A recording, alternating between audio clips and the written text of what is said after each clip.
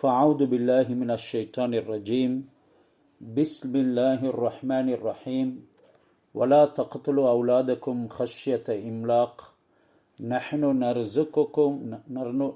نرزقهم وإياكم إن قتلهم كان خطأ كبيرا. அல்லாஹ் நாங்கள் ஓதக்கூடிய தஃப்சீரில் பல ஆயத்துகளுடைய விலக்கல்களை சொல்லி கொண்டு வருகிறார். ஒவ்வொன்றும் லா என்று ஆரம்பிக்குது. ஏற்கனவே இதுக்கு முன்னால் ஓதிய ஆயத்துகளை நாங்கள் கவனித்தாலும் அவ்வாறு தான் அல்லாஹ் செய்ய வேண்டாம் என்று சொல்கிறார். அதுக்கு முன்னால் லா தஜல் எதக்க மக்லூலத்தன் இலா உன்கிக், உங்களுடைய கழுத்தில் நீங்கள் உங்களுடைய கைகளை கட்டிக்கொள்ள வேண்டாம் என்று ஆரம்பித்து தொடர்ந்து சில விடயங்களை எங்களுக்கு விலக்கி கொண்டு வரார்.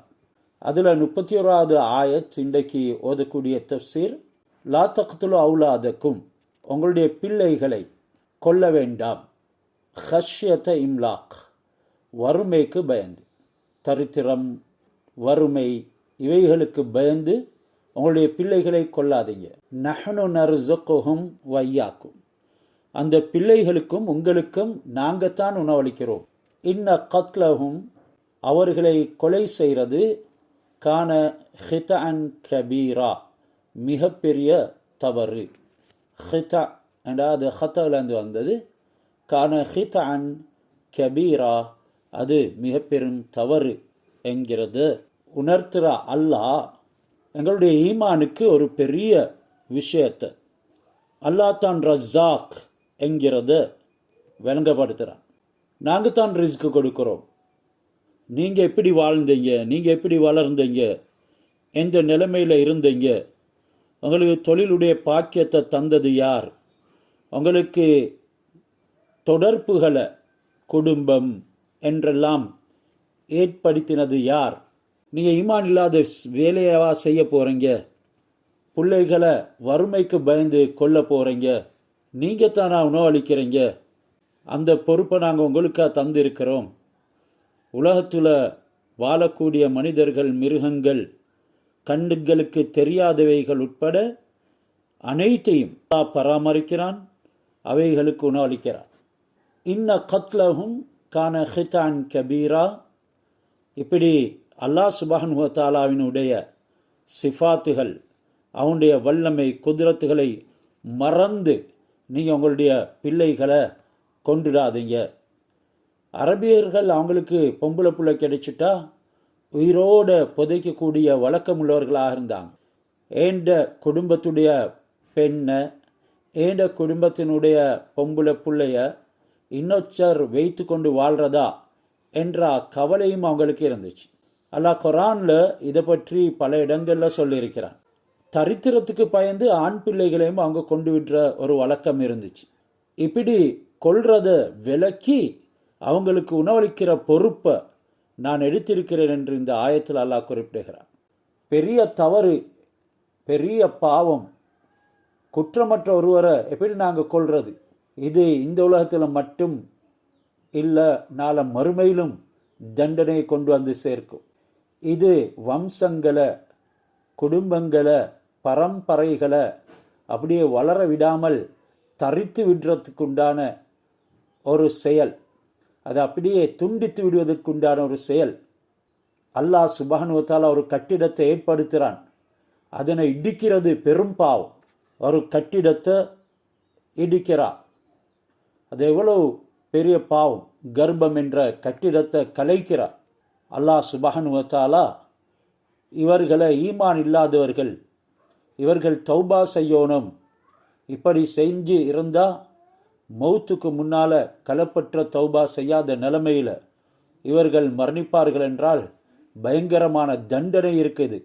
இப்படி இந்த ஆயத்துகளில் இருந்து இதுக்கு பின்னால் நாங்கள் படிக்க போகக்கூடிய 10 ஆயத்து வரைக்கும் இந்த பிள்ளைகளை கொல்ல வேண்டாம், நீங்கள் வறுமைக்கு பயந்து இந்த செயலை செய்ய வேண்டாம் என்று சொல்லக்கூடிய ஆயத்தில் இருந்து முன்னுக்கு வரக்கூடிய 10 ஆயத் வரைக்கும், அதாவது 40வது ஆயத் முடியும் வரைக்கும் வெறுக்கத்தக்க பழிக்கத்தக்க 10 தன்மைகளை அல்லாஹ் சுப்ஹானஹு வ தஆலா அகற்றி புகழுக்குரிய 10 தன்மைகளை எடுத்து கொள்ளுமாறு எங்களுக்கு சொல்றார்.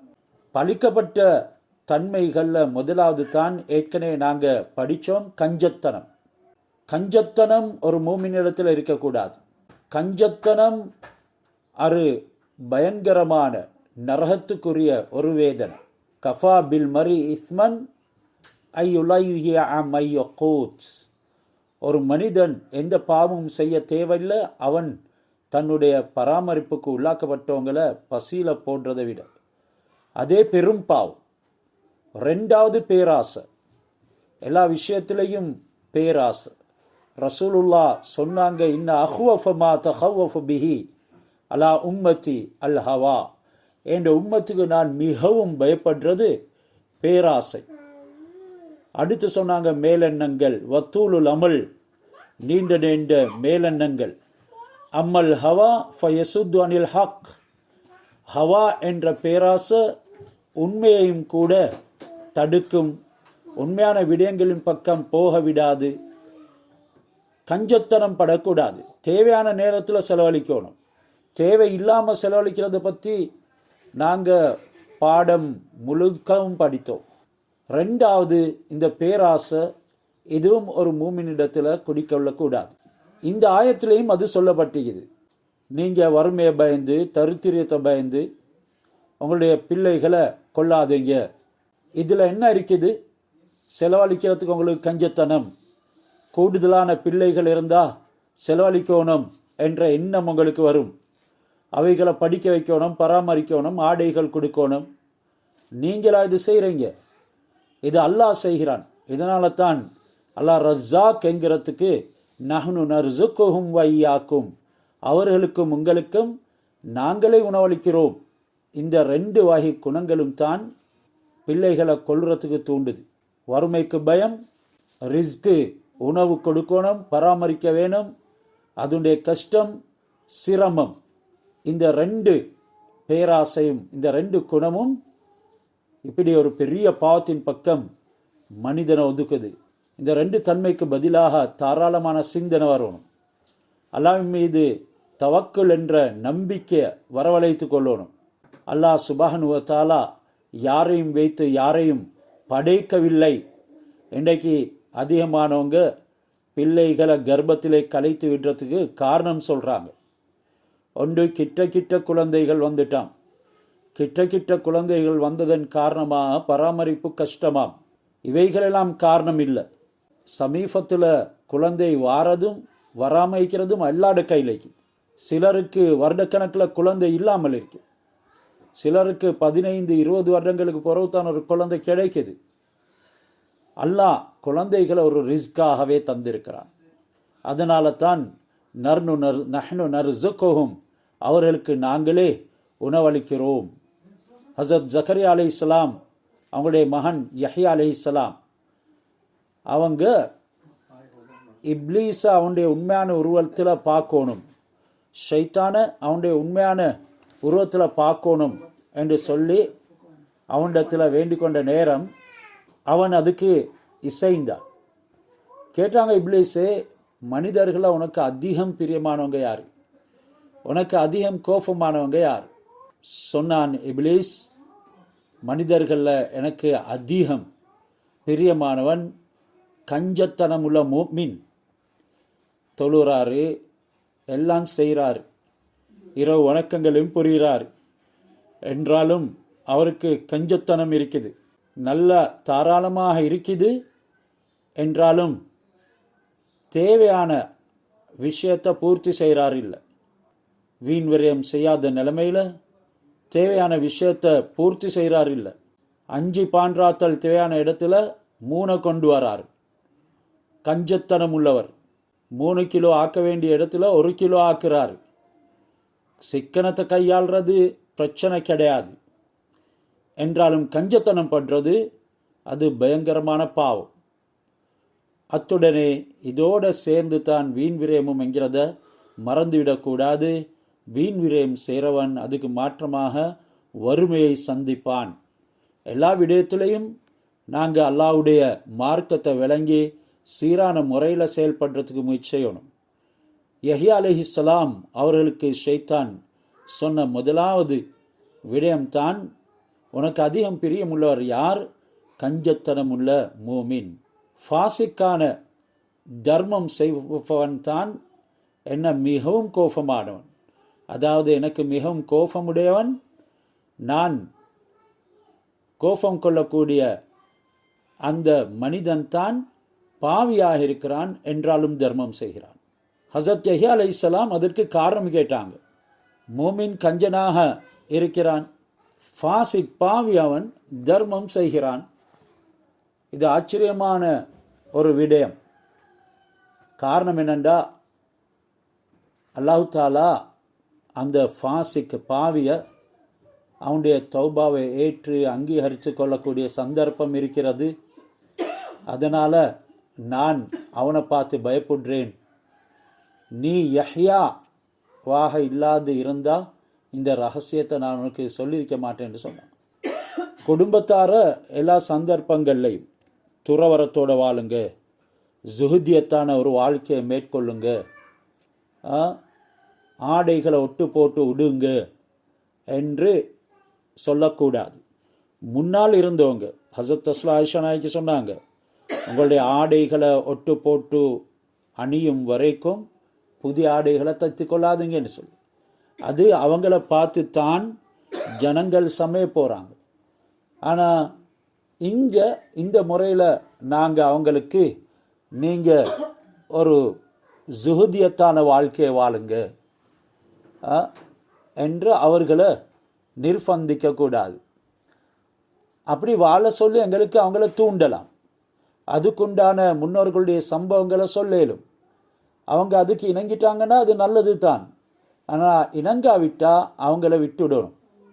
அவங்களுக்கு அளவுக்கு மீறி வீண்விரயம் செய்கிற அளவுக்கு வந்துவிடவும் கூடாது. தாராளமாக கொடுக்கணும்.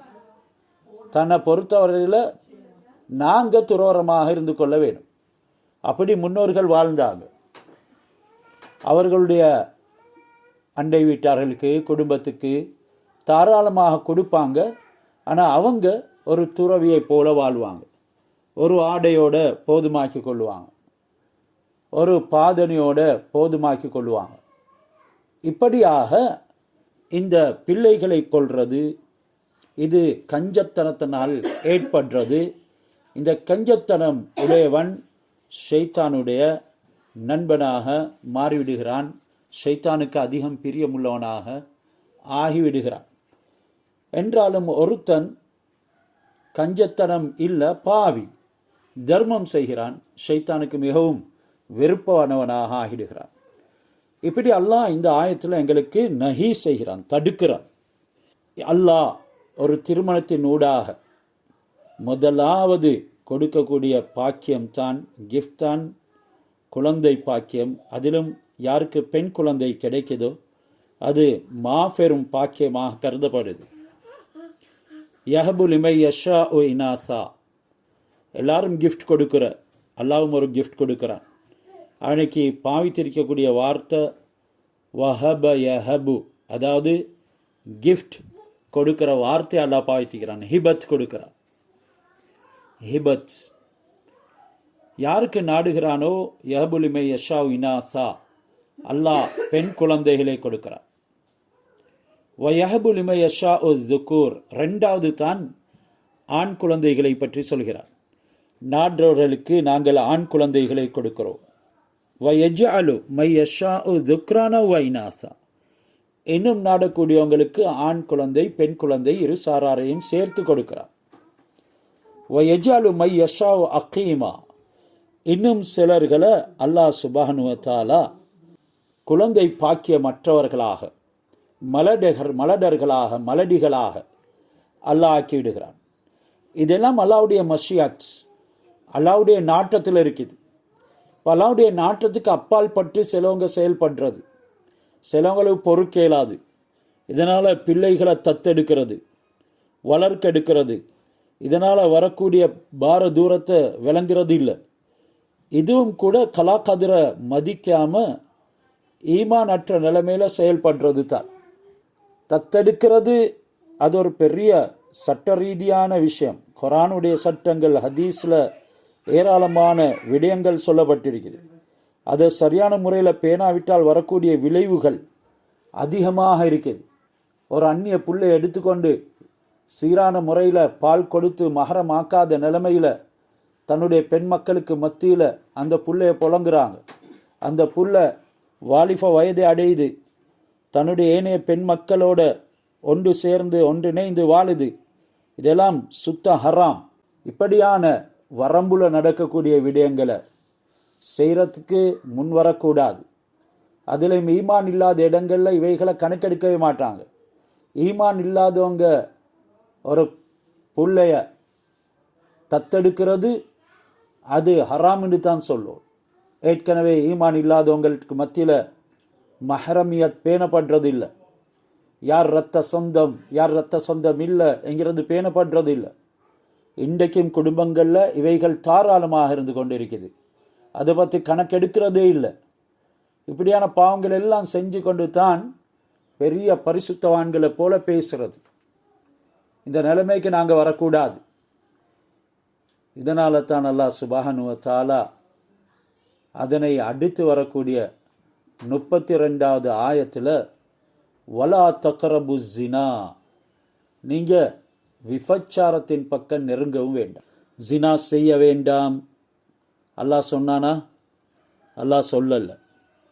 ஜினாவின் பக்கம் நெருங்கவும் வேண்டாம் என்று சொல்றான். காரணம் இன்னஹு கான ஃபாஹிஷா, அது மானக்கேடான ஒரு விஷயம். ஃபாஹிஷா ஒரு பயங்கர பாவம், அது கெட்ட செயல். வசா சபீலா, அது பாதையால் மிகவும் கெட்டது. சா சபீலா, எத்தனையோ வழிகள் இருக்குது உங்களுக்கு உங்களுடைய தேவைகளை தீர்த்து கொள்றதுக்கு. அதனை விட்டு விபச்சாரத்தின் பக்கம் போறீங்களா? அல்லாஹ் சுப்ஹானஹு வ தஆலா குர்ஆனில் அப்படியானவர்களுக்கு, இச்சையை கட்டுப்படுத்த முடியாதவர்களுக்கு அதற்குண்டான வலிமைகள் இருக்கும் பட்சத்தில், நிபந்தனைகள் இருக்கும் பட்சத்தில் எத்தனையோ வழிமுறைகளை குர்ஆனில் சொல்லியிருக்கிறார். இந்த பாதைகளை எல்லாம் விட்டுட்டு கெட்ட பாதையை தேர்ந்தெடுக்கிறீங்களா? விபச்சாரம் வம்சத்தை இல்லாமாக்கி போடும். இது ஒரு வரம்பு மீறிய செயல், மானக்கேடான செயல். சந்ததிய கியாமத்து நாள் வரைக்கும் வரும் பரம்பரைய கொலை செய்கிறதை போல இருக்குது. என்ற ஒரு மனிதன் தன்னுடைய விந்த தகாத இடத்துல வைக்கிறார். அதனின் ஊடாக சமூகத்தில் பெரும் கேடுகள். குழந்தை தரித்துவிடும் பொழுது ஒரு ஹராமான குழந்தை பிறந்துவிடு. அந்த பெண்ணின் காரணமாக குடும்பத்துக்கு கேடு. அதே நேரம் இந்த ஆணுடைய வாழ்க்கையில் சோதனை. இதை நீங்கள் ஒரு ஹலாலான இடத்துல வைத்து குழந்தை கிடைத்தால் அதுக்கு ஒரு வம்சம் இருக்குது, அதுக்கு ஒரு திருமணம் இருக்குது. அந்த திருமணத்தின் மூலமாக அதுக்கு குழந்தை கிடைக்கும், உம்மத்துகள் பெருகும், அல்லாஹ் சுப்ஹானஹு வ தஆலாவினுடைய வெகுமதிகள் கிடைக்கும். இந்த பாவத்திலிருந்து தன்னை பாதுகாத்து கொள்ளணும். ஜினாவின் பக்கம் நெருங்கவும் வேண்டாம் என்று சொல்லப்படுது. ஆனால் இன்றைக்கு ஏராளமாக நடந்து கொண்டு தான் இருக்குது. எவ்வளோ பெரிய ஈமான் உடையவர்கள் என்று சொன்னாலும் கூட இதிலிருந்து தப்பியது கிடையாது. பின்னால் நான் ஹதீஸ் சொல்லுவேன், அதன் மூலமாக நாங்கள் ஜினா செய்கிறோமா இல்லையான்றது எங்களுக்கு தீர்மானிக்க முடியும். யார் ஒரு மனிதன் ஜினா செய்வானோ, நபி ஸல்லல்லாஹு அலைஹி வஸல்லம் அவங்க சொன்னாங்க, இதா ஜனல் அபுது ஹர்ஜ மின்ஹுல் ஈமான், ஒரு அடியான் ஜினா செஞ்சிட்டால் அவன்கிட்ட இருந்து ஈமான் வெளியேறிவிடும். ஃபகான் அலா ரஅஸிஹி கல்லுல்லதி, முழுமையாக ஈமான் கலட்டப்பட்டு அது அவனுடைய தலையின் மீது நின்றிருக்கும். ஃபைதன் கதா, ஜினா செஞ்சு கொண்டிருக்கிறான், ஈமான் அவனோட இருக்காது, அது கலண்டு அவனுடைய தலைக்கு மேலால் ஒரு கொடையை போல நிற்கும். ஃபைதன் கதா, அவன் அதனை முடித்து கொண்டதன் பின்னால ரஜ இலைஹில் ஈமானு, ஈமான் அவனின் பக்கம் திரும்பி வரும். அப்படி என்றால் என்ன சொல்லப்படுது? இந்த பாவத்துக்கு நல்ல முறையில் தௌபா செய்ய வேண்டும் என்கிறது இங்கே குறிக்கப்படுது. அந்த தௌபா செஞ்சதன் பின்னால் மீண்டும் அதன் பக்கமோ அதனை நெருங்கும் செயல்களின் பக்கமோ போகக்கூடாது. சில சஹாபாக்கள் ரிவாய்ட் செய்கிறாங்க, ஹஸரத் ரசூலா சொன்னதாக, ஈயாக்கும் வஸ்ஸினா, நான் உங்களுக்கு ஜினாவை, விபச்சாரத்தை எச்சரிக்கை செய்கிறேன். ஐ warn you about the fornication, நான் உங்களுக்கு எச்சரிக்கை செய்கிறேன்.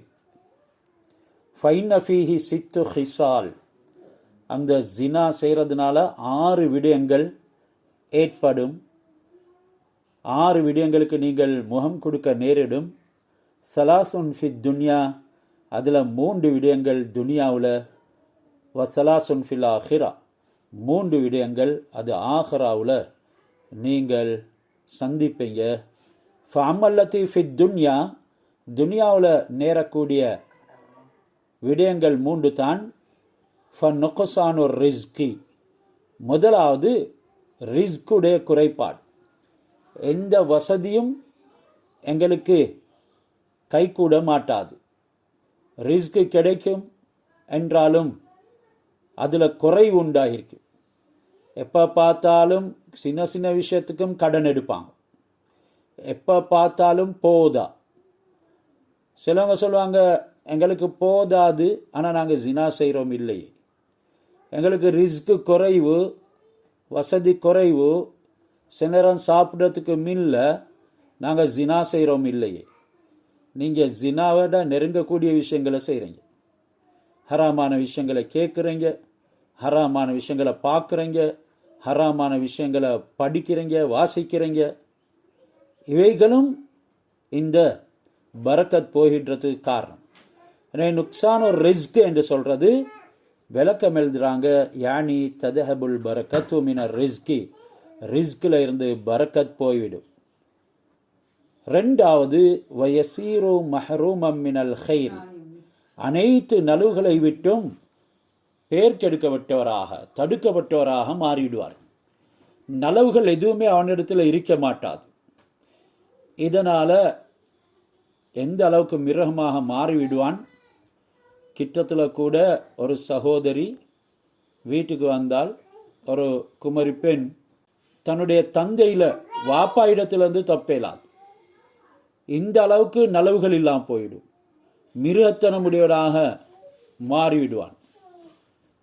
தொழுகை, திலாவத், நல்ல விஷயங்கள், தர்மம் செய்கிறது, குடும்பத்தோட அண்டி வாழ்றது, இவைகள் போன்ற நலவுகள் அனைத்தை விட்டும் பேர்க்கெடுக்கப்படுவான். வனுக்சானுல் உமர், உமர் அவருடைய வாழ்நாள் குறைந்துவிடும், சீக்கிரமாக மௌத்தா போயிட்டுடுவார். நுக்சானுல் உமர், ஜினா செய்கிறவர் அவசரமாக மௌத்தா போவார். அடுத்த விடயம் வல் புகுலு ஃபி குலூபின் நாஸ், மக்களுடைய உள்ளத்தில் இவனை பற்றிய ஒரு கோபம் உண்டாகிவிடும். நல்லோர்கள் இவனை கண்டு கோபப்படுவாங்க. எங்கே போனாலும் இவருக்கு வரவேற்பு இருக்க மாட்டாது. மக்கள் வெறுக்க ஆரம்பித்திடுவாங்க. ஃபைனஹு யுதிஹிபு பில் பஹாஇ, அவருடைய பஹா என்ற ஒரு பிரகாசம், ஒரு தேஜஸ் அவருக்குள்ள அல்லாஹ் வைத்திருக்கிறான். அது அவர்கிட்ட இருந்து இல்லாமல் போயிட்டுடும். நன்மை எதுவும் இல்லாமல் போயிடும். அவனுடைய அழகை போக்கிவிடும். யுதிஹிபு பில் பஹா என்று சொன்னால் அழகை போக்கிடும். சிலவங்களுடைய முகங்களை பார்க்கலும் வெறுமனே காஞ்சி போயிருக்கும். எந்த விதமான ஒரு பிரகாசமும் இருக்க மாட்டாது. பார்க்கறதுக்கு ரொம்ப நிறமுடையவராக இருப்பார். என்றாலும் அல்லாஹ் அந்த பிரகாசத்தை பறிச்சிடுவான். இவைகள் அனைத்தும் உலகத்தில் நடக்கக்கூடியது. வஅம்ம ஸலாசுல்லதி ஃபில் ஆஹிரா, ஆஹிராவில் நேரக்கூடிய 3 விஷயங்கள் தான். ஃபகல்லபுர் ரப், அல்லாஹ் கடும் கோபமுடையவனாக இருப்பான். அல்லாஹ் ரஹ்மத்துடைய பார்வையை பார்க்கவே மாட்டான். அல்லாஹ்வுடைய நடைமுறைக்கு மாற்றம் செஞ்சவன். அல்லாஹ் ஆகுமான முறையில் இருந்து திசை திரும்பினவன். அல்லாஹ் எந்த விடயத்தை வைத்து மனிதனுக்கு ஆவண செய்தானோ, அல்லாஹ் எந்த விடயத்தை மனிதனுக்குள்ள உள்ளடக்கினானோ, அந்த விடயம் பொங்கி வரக்கூடிய நேரத்தில் எதனை அல்லாஹ் அதற்கு பரிகாரமாக வைத்தானோ, அத்தகைய திருமணத்தின் ஊடாக செய்து கொள்ள வேண்டியதை ஹராமான முறையில் செய்து கொள்வதற்கு முயன்றான். அவ்வாறு செய்து இருந்தும் ஹராத்தை கையாண்டான், மேலும் அல்லாஹ்வின் மீது அவநம்பிக்கை கொண்டான். இதனால அல்லாஹ் சுப்ஹானஹு வ தஆலாவுடைய கலப் அவன் மீது உண்டாகிடும்.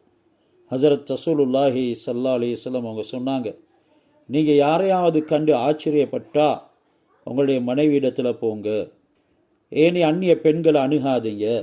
இன்னல்லதி மாஹா மிஸ்லுல்லதி மாஹா, எந்த பெண்ணை கண்டு நீங்கள் ஆச்சரியப்படுறீங்களோ அதே தான் உங்களுடைய மனைவியிடத்திலும் இருக்குதுன்னு சொன்னாங்க. அடுத்தது ஷித்தத்துல் ஹிசாப்.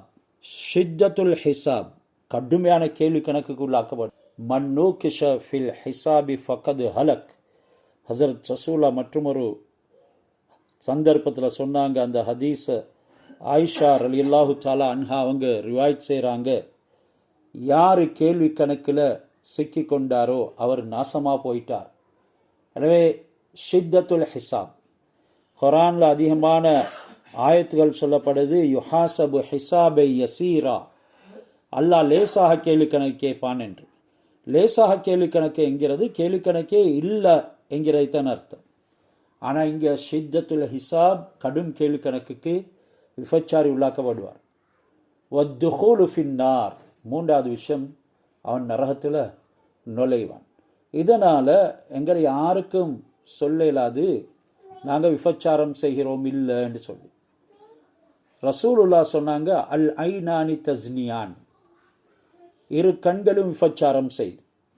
யார் ஹராமான மஹரம் இல்லாதவர்களை அது நேரடியாக பார்த்தாலும் சரி, வேறு முறைகளில் பார்த்தாலும் சரி, பார்த்து இன்பமுறுவார்களோ அவங்களுடைய 2 கண்களும் ஜினா செய்து. வல் யதானி தஸ்னியான், 2 கைகளும் ஜினா செய்து. பசராவில் ஒரு மனிதர் இருந்தார், பசரா நாட்டில் ஒரு மனிதன். அவரிடத்தில் கஸ்தூரி வாடை வீசி கொண்டிருந்துச்சு. எப்பவும் கஸ்தூரி வாடை அவர்கிட்ட இருந்து கமழ்ந்து கொண்டிருக்கும், ஆனால் அவர் கஸ்தூரி பூசுறது இல்லை. இதை பற்றி அவர்கிட்ட கேட்கப்பட்டுச்சு. அவர் சொல்கிறார், நான் ரொம்ப அழகான ஒரு மனிதனாக இருந்தேன், எனக்கு வெக்கம் அதிகமாக இருந்துச்சு. என்ன கடையில் உட்கார வச்சா அதிகமாக மக்கள் சாமான் வாங்க வருவாங்க என்று சிலவங்க என் வாப்பா இடத்துல சொன்னாங்க. அப்படித்தானே இன்றைக்கு பொண்டாட்டிய பட்டரில் உட்கார வைக்கிற, ஏன் அழகு சுட்டி அதிகமானவங்க வருவாங்க. அதை மாதிரி ஒரு கருத்தொண்டை இப்போ வாப்பாவும் பார்த்தாரு, சரிதான், கடையில் உட்கார வச்சாரு. ஒரு கிழவி ஒரு நாள் வந்தா, அவரிடத்துல வந்து பொருட்களை வாங்கினா. அந்த வாலிபரிடத்தில் அவனோட பொருட்களுக்கு சல்லி தாரதாக இருந்தா, சாமான்களுக்கு சல்லி தாரதாக இருந்தா, நீ என்னுடன் வா என்று சொல்லி சொன்ன. இவரும் பார்த்தாரு, சாமான் கொடுத்திக்குது, இப்போ சல்லி எடுக்கணும். சரிந்து அவளோட போனார். அவ ஒரு பெரிய மாளிகைக்குள்ளே சென்றா. அங்கே ஒரு பிரம்மாண்டமான குப்பா ஒன்று இருந்துச்சு. அதில் ஒரு தங்க விருப்பின் மீது ஒரு கதிரை போன்ற ஒன்றில் ஒரு அழகான இளம் பெண் உட்கார்ந்திருந்தா. அவ இந்த வாலிபனை பிடிச்சி இழுத்தா. அவர் யா அல்லாஹ் என்று சொன்னார். அவ லாபாஸ், குற்றமில்லை, வாண்டா. இவர் சொன்னார், எனக்கு டாய்லெட்டுக்கு போகணும் என்று போயிட்டு அந்த மலம் கழிக்குற இடத்துக்கு போயிட்டு அவருடைய முகத்தில், கழுத்தில், உடம்புல எல்லா இடத்துலையும் மலத்தை வாரி தடவி கொண்டு வந்தார். அந்த பெண் இவன் பைத்தியம் பிடிச்சவன் என்று சொல்லி விரட்டிட்டான்.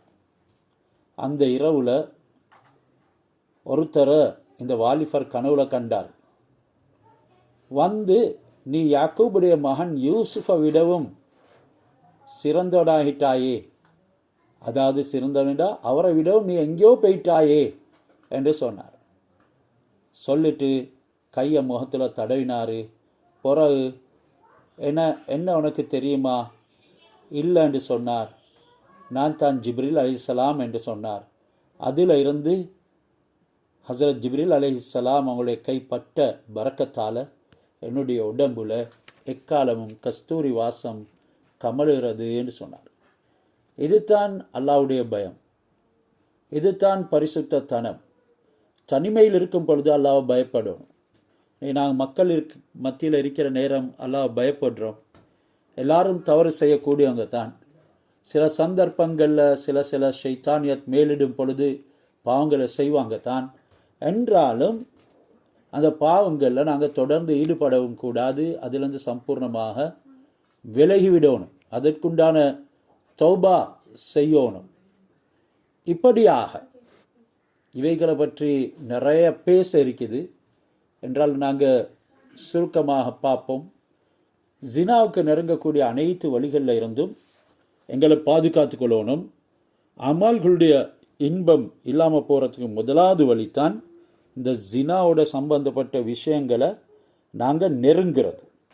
ஒருத்தர் சினிமா பார்க்குறார் தொடர்ந்து, அவருக்கு இபாதத் செய்கிறது ரொம்ப கஷ்டமாயிடும். அவர் செஞ்சாலும் கூட அதனுடைய இன்பம் வராது. ஒருத்தர் தொடர்ந்து சினிமா பாட்டு கேட்குறார். சிலவங்க படிக்க வேணும் என்கிறதுக்காக வேண்டிய ஹராமான காட்சிகளை பார்க்குறாங்க. ஒருத்தர் எனக்கு சொன்னார், நீங்கள் இந்த இங்கிலீஷ் ஃபில்ம் பாருங்கள், உங்களுக்கு நல்ல இங்கிலீஷ் அவசரமாக வந்துடும். இன்னொருத்தர் சொன்னார், நீங்கள் இங்கிலீஷ் பாட்டு கேளுங்களே, உங்களுக்கு அவசரமாக பிடிச்சி கொள்ளலும். நான் சொன்னேன், என்ன நீங்கள் சொல்கிறீங்க? நீங்கள் இங்கிலீஷில் தாலீம் வாசிங்க, நீங்கள் வாசிக்கிறத கேளுங்க, நீங்கள் இங்கிலீஷ் பயான் கேளுங்க. பாவத்தினோட இங்கிலீஷ் படிக்கணும். ஆனால் அரபு படிக்கிறதுக்கு எந்த விதமான சிந்தனையும் வாரல்ல. நான் இங்கிலீஷ் படிக்கிறது பாவம் செஞ்சாது படிக்க பார்க்குறேன். எல்லா ஜினாவுக்கு நெருங்கக்கூடிய விடயங்கள்லேருந்தும் எங்களை நாங்கள் பாதுகாத்து கொள்ளணும். வலா தக்துலு நஃப்ஸல்லதி ஹர்ரம் அல்லாஹு இல்லா பில் ஹக். அடுத்தது அல்லாஹ் மனிதர்களை கொலை செய்கிறத பற்றி பேசுகிறான். அதுவும் நஹி வந்திருக்குது. இது 33வது ஆயத். வலா தக்துலு நஃப்ஸல்லதி ஹர்ரம் அல்லாஹு இல்லா பில் ஹக். அல்லாஹ் சுப்ஹானஹு வ தஆலா சில ஹக்குகளை வைத்திருக்கிறான், சில கடமைகளை ஏற்படுத்தியிருக்கிறான். அந்த ஹக்குகளை தவிர, அந்த கடமைக்காகவே தவிர அப்படி ஒன்று ஷரியத்தில் தடுக்கப்பட்டிருக்குது, அதை செஞ்சிட்டார் என்கிறதுக்காகவே தவிர வேற எதை கொண்டும் யாரையும் அநியாயமாக கொண்டிடாதீங்க. அநியாயமாக கொல்லப்படுறதுனால ஒரு ஆத்மாவை நாங்கள் இல்லாமல் ஆக்கின்றோம். ஆனால் சில ஹக்குகளுக்காக கொண்டு விட இயலும். திருமணம் முடித்து விபச்சாரம் செய்கிறார். சாட்சிகள் நாளும் நிறுவப்பட்டுடுது. இஸ்லாமிய ஆட்சி காலம். கொல்லுங்க என்கிறது குர்ஆன். வலா தஹுத்கும் பிஹிமா ரஃபத்துன் ஃபீ தீனில்லா. நீங்கள் அந்த தண்டனையை கொடுக்கக்கூடிய நேரத்தில் அல்லாஹ்வுடைய மார்க்கத்தை தான் நிறைவேற்றுங்க.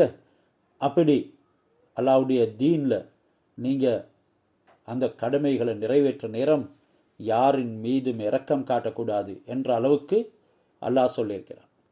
சாட்சிகள் நிறுவப்பட்டு விட்டது. இப்போ அவரை கொல்றது ஹக்காகிவிடும்.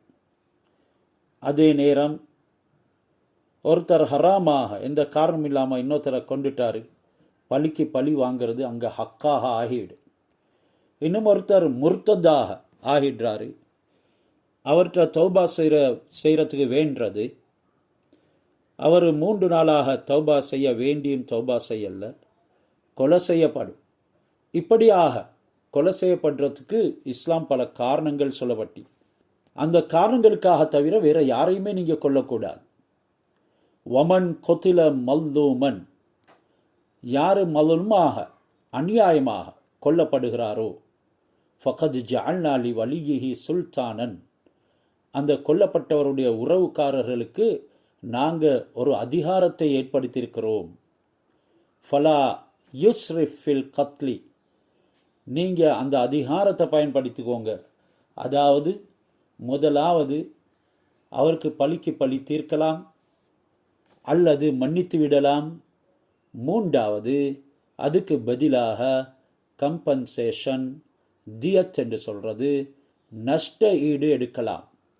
இதுதான் அந்த கொல்லப்பட்டவருடைய சொந்தக்காரர்களுக்கு உறவினர்களுக்கு அல்லாஹ் கொடுக்கக்கூடிய சுல்தான் அதிகாரம். இப்போ நீங்கள் பழிக்கு பழி தீர்க்கக்கூடிய விஷயத்தில் ஃபலா யுஸ்ரிஃப் ஃபில் கத்லி, அதில் எல்லை மீறி போகவும் வேண்டாம், நியாயமற்ற முறையில் பழி தீர்க்க வேண்டாம். இன்னஹு கான மன்சூரா. அல்லாஹ் சுப்ஹானஹு வ தஆலா பழிக்கு பழி வாங்க உதவி செய்யப்பட்டவராக அவன் இருக்கிறான் என்கிறத சொல்லுறான். நாங்கள் ஒரு விஷயம் பழி தீர்க்க போகிறோம். ஒருத்தர் குத்தி கொல்லப்பட்டார், அல்லது ஷூட் பண்ணி கொல்லப்பட்டார், அல்லது ஒரு மேட்டிலிருந்து தள்ளப்பட்டு கொல்லப்பட்டார். இப்படியான மனிதனை சித்திரவதை செஞ்சு ஐபுற கொலை செய்கிறாங்க.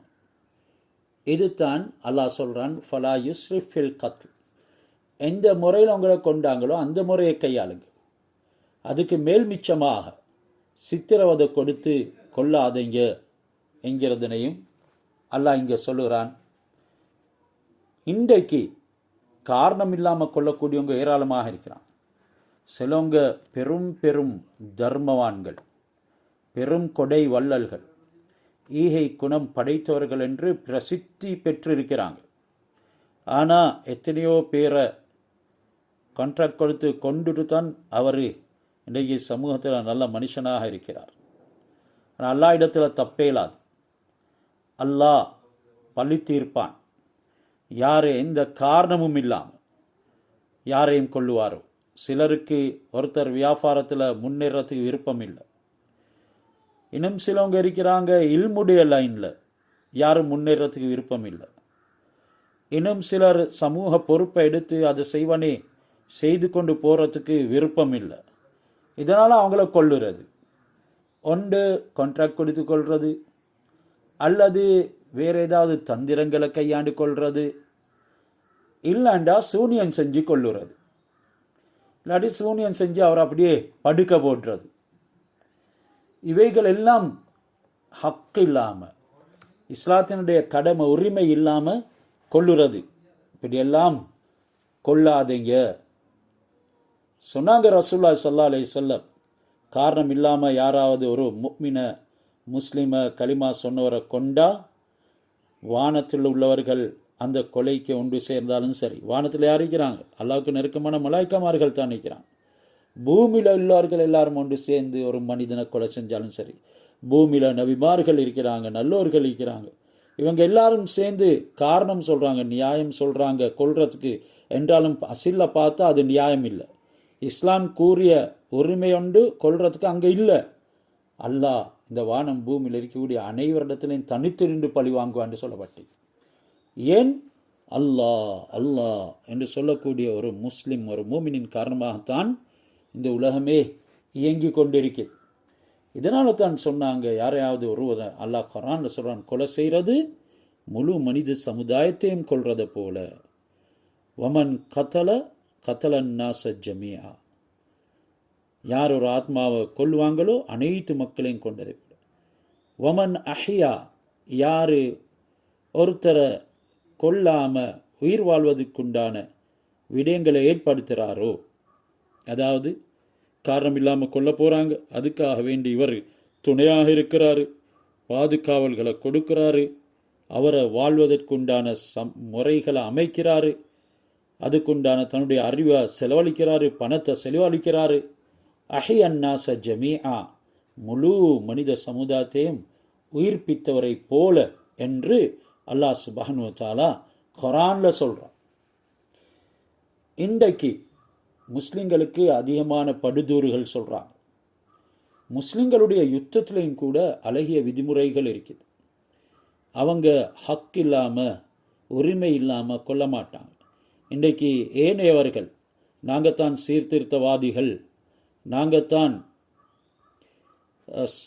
சமூகத்தில் பீஸ், அதாவது சாமைய உண்டாக்குற ஆட்கள் என்றெல்லாம் பேசக்கூடியவங்களுடைய நடைமுறைகள் இன்றைக்கி சிவிலியன்ஸ் கொல்லப்படுறாங்க, சின்ன குழந்தைகள் கொல்லப்படுறாங்க. ஆனால் இஸ்லாம் எவ்வளோ பெரிய கட்டுப்பாடு வரையறைய ஏற்படுத்தி இருக்குது. எந்த ஒரு ஆத்மாவையும் அதற்குரிய உரிமையான விடயம் உண்டானாலே ஒழிய, கொல்றதுக்கு தகுதியான விடயம் உண்டானாலே ஒழிய கொல்ல வேண்டாம் என்று சொல்லுது. ரசூலா சொன்னாங்க, தௌபத்துல் காத்திலி அம்தன் ஃபீ ஸலாசி. சில நேரம் தவறுதலாக கொல்லப்படுறது, அதுக்கு வேறு சட்டம் இருக்குது. அம்தன் மனமுரண்டாக வேண்டுமென்றே இன்டென்ஷனலி ஒத்தர கொள்றார். அப்படி கொண்டுட்டா 3 விஷயங்கள் அங்கே கவனிக்கப்படணும். அதில் ஒன்று இம்மா ஐ யொக்குத்தல, பலிக்கு பலி தீக்கிறது, கொண்டதுக்கு பதிலாக அவரை கொள்வது. வ இம்மா ஐ அஃபான்ஹு, இன்னும் ஒன்று இருக்குது, அவரை மன்னிச்சிடுறது. கொலை செஞ்சவரை மன்னிச்சிடுறது, உறவினர்கள் மன்னிப்பார். வ இம்மா அன்னோஹத மின்ஹு அத்தியத், அடுத்தது அவர்கிட்ட இருந்து தியத், அதாவது அவருடைய பொறுமதியை குற்ற பரிகாரத்தை எடுக்கிறது. இதை செஞ்சிட்டால் இவர் எந்த கொலையை செஞ்சாலோ அதுக்குரிய தௌபாவாக ஆகிவிடும்.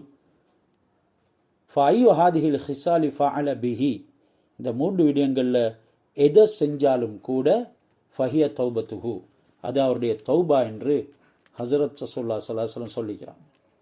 அடுத்து அல்லாஹ் எங்களுக்கு நஹி செய்கிறது, தடுக்கக்கூடிய விடயம்தான் வலா தக்ரபு மாலல் யதீமி இல்லா பில்லதி ஹிய அஹ்சன். யதீம்களுடைய பணங்கள் அது உங்களுக்கு பொறுப்பு கொடுக்கப்பட்டிருக்கும், அதனை நீங்கள் நெருங்கவும் வேண்டாம். அங்கே லா தக்ரபு ஜினா என்று சொன்னான், வலா தக்துலு நஃப்ஸ் என்று சொன்னான், அதே மாதிரி வலா தக்துலு அவுலாதக்கும் என்று சொன்னான். இப்போ வலா தக்ரபு மாலல் யதீம், அனாதைகளுடைய பணத்துக்கு நெருங்கவும் வேண்டாம். இல்லா பில்லதி ஹிய அஹ்சன், ஒரு நல்ல மிகவும் அழகான ஒரு விதத்திலே தவிர என்று சொல்கிறான். அப்படின்னா அனாதையுடைய பணத்தை உபயோகிக்கிறதுக்கு முறைகள் இஸ்லாம் சொல்லி தந்திருக்கு, குரான் ஹதீஸ் சொல்லி தந்திருக்குது. அப்படி இல்லாமல் நீங்கள் அதனை துஷ்பிரயோகம் செய்கிறதுக்காக வேண்டி, அதில் இருந்து நீங்கள் அநியாயமாக எடுக்கிறதுக்காக வேண்டி நெருங்கவும் வேண்டாம். ஹத்தா யபுலுக அசுத்தஹு, அந்த அனாதை பிள்ளை பருவம் அடையும் வரைக்கும் அவைகளை நீங்கள் உபயோகிக்க வேண்டாம். வ அவுஃபு பில் அஹ்தி, நீங்கள் இந்த அனாதை பிள்ளைகளுடைய உறவினர்களோட செஞ்சு கொண்ட உடன்படிக்கைகளை நிறைவேற்றுங்க. இன்னல் அஹ்த கான மஸ்ஊலா, நிச்சயமாக உடன்படிக்கையை பற்றி விசாரிக்கப்படுவீங்க, நீங்கள் மஸ்ஊல், அதற்கு பொறுப்பாக இருக்கிறீங்க. இப்படியாக ஒப்பந்தம் செய்கிறது, உடன்படிக்கை செய்கிறது, வாக்கு தத்தம் செய்கிறது, உறுதிமொழிகளை நிறைவேற்றதை பற்றி அல்லாஹ் சுப்ஹானஹு வ தஆலா சொல்கிறதோட அப்படி நிறைவேற்றாவிட்டா மஸ்ஊலா, அதுக்கு விசாரணையும் இருக்குது என்று இந்த ஆயத்தை முடிச்சுக்கிறோம். இன்ஷா அல்லாஹ் இதனுடைய தஃப்ஸீரை அடுத்த கிளாஸில் பார்ப்போம். இது